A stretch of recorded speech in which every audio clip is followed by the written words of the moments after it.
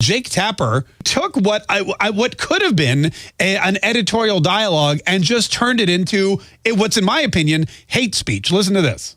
There is going to be a history of this era written, and those who are pretending this irresponsibility is not happening, they will be remembered as villains. They will be remembered as villains. This is supposedly a news broadcaster on a news broadcast, and he is telling you, the American people, that Republicans are villains. The President of the United States is a villain. The Republicans in Congress and the Senate and the governors of the states who are opening up for business and putting the economic needs of their constituents at the forefront to keep these people out of poverty, those people in Jake Tapper's twisted and demented and distorted third grade mind are evil villains.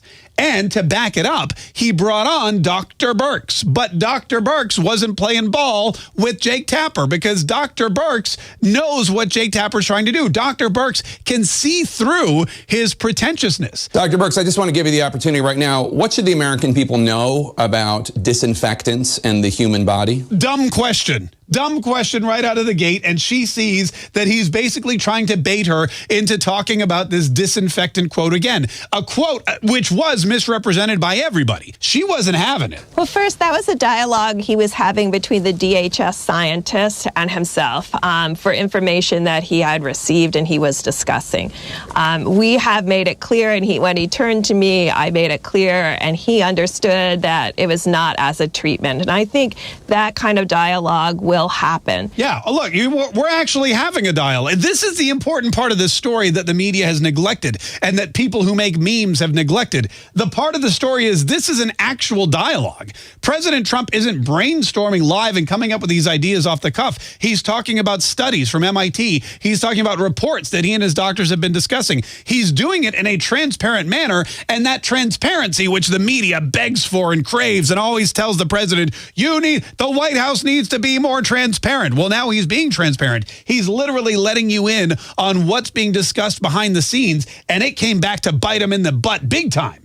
And now he's like, screw it. If you guys want me to be transparent, I'll be transparent. But when you turn around and call me stupid on TV for trying to come up with ways to kill the coronavirus, ways that maybe people haven't even thought of yet, then that's it. Here's what else she said. That study was critically important for the American people. What this study showed for the first time is that sunlight can impact that aerosolization outside. All right, so basically what that means is the UV rays in the sunlight can affect the half-life of the virus. So going outside and the use of UV rays is something that they are talking about, and that got lost in the message because the media ran with the message that Donald Trump told people to drink Lysol, which he never did. Jake Tapper was not happy. He brought Dr. Birx on his show, and he brought her on the show for one reason and one reason only, to boost his premise and to bolster his idea that Donald Trump and every other Republican in the United States of America is a villain.